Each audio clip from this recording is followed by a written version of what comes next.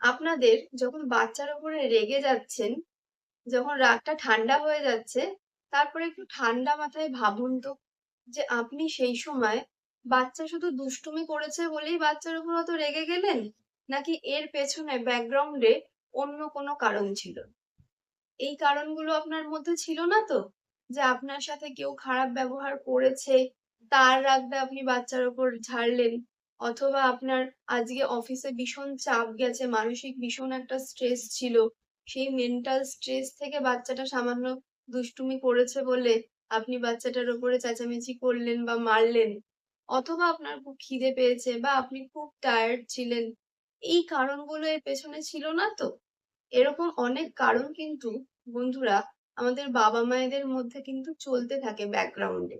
যার এক্সপ্রেশন, যার বহিঃপ্রকাশ হচ্ছে বাচ্চার উপরে চেঁচামেচি করা, বাচ্চাকে মারধর করা। বাচ্চা তো আর বোঝে না, তাকে তার ফলটা ভুগতে হয়। তো আপনারা বন্ধুরা যদি আপনাদের রাগের কারণটা বুঝতে পেরে যান যে হ্যাঁ, এরকম সিচুয়েশন ছিল, আমি প্রচন্ড মেন্টালি টায়ার্ড ছিলাম, আমি আর পারছিলাম না বা আমি খুব অসুস্থ ছিলাম, আমি আর পারছিলাম না বাচ্চার এই ট্যান্ট্রাম গুলো সহ্য করতে, তাই জন্য আমি ওকে মেরেছি বা বকেছি, তাহলে কিন্তু পরবর্তীকালে যখন আপনার এই ধরনের কন্ডিশন চলবে তখন আপনি সেই সিচুয়েশনটা কিন্তু অন্যান্য সদস্যদের দিয়ে হ্যান্ডেল করাতে পারবেন। তাদেরকে বলতে পারবেন যে, "দেখো আমার বাচ্চাটাকে একটু রাখো। আমার এখন একদম ভালো লাগছে না। আমি একটু পরে এসে ওকে সামলাচ্ছি।"